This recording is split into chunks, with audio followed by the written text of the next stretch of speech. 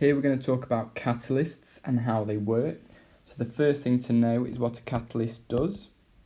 So a catalyst changes the rate of reaction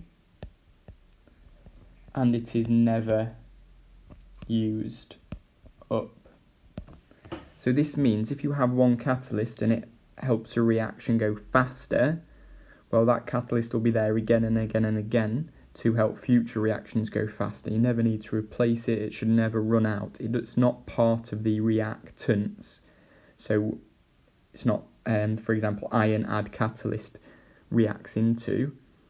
The catalyst is there to help speed it up, but it's not involved in the reaction.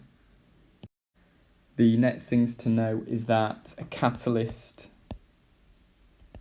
is specific. So one catalyst may help one reaction speed up, but it may do nothing to a different reaction. Okay, so catalysts are really specific for their reactions. Next point, a catalyst increases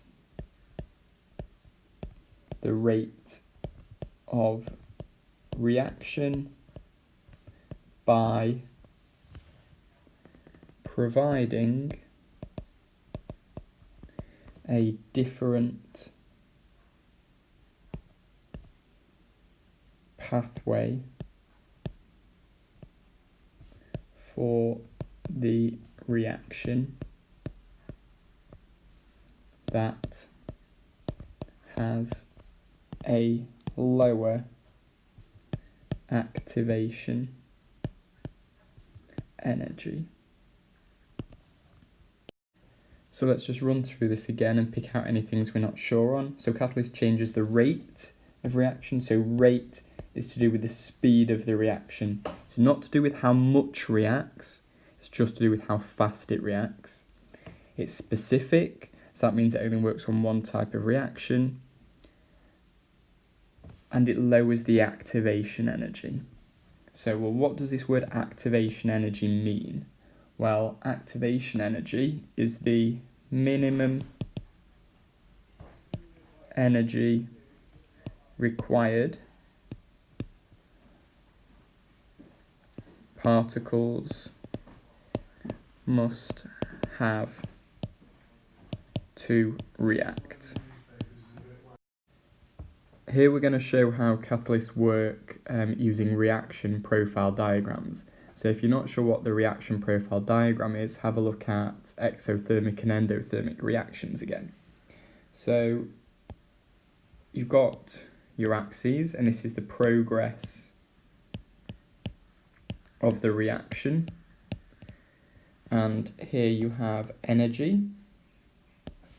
So whenever you have this kind of diagram, you always start with your reactants. So the reactants have this amount of energy. Now, to make the reactants react, you need to put energy in to break the bonds. So therefore the energy goes up. And then if it's exothermic, they form bonds again, release loads of energy to make your products. Now, the activation energy is this here, okay? And the reason it's that is because this is the minimum amount of energy needed to get the reaction started. The reaction can't work unless you break those bonds. So all that energy has to be put in first to break the bonds. So you may have to apply a spark or increase the temperature to get the right activation energy to get the reaction started. Now, if you add a catalyst, well, this finds then a different pathway with a lower activation energy. So I've still got my reactants, I've still got my products. However, it goes through a different pathway like this. So my new activation energy is here.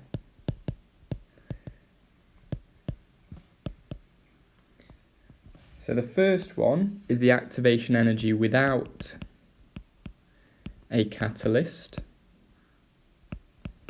And the second one is the activation energy with a catalyst. Because by definition, it finds a different reaction pathway with a lower activation energy. You can see the activation energy is much lower for this than it is for this.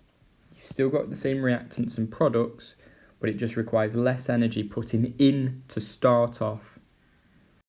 Final idea is if you're writing out the equation for the reaction, you don't ever include the catalyst because the catalyst is not involved in the reaction. It's not a reactant, it's not a product, okay? It's there to speed it up, but it's never used up. So you don't write the catalyst in the reaction equation.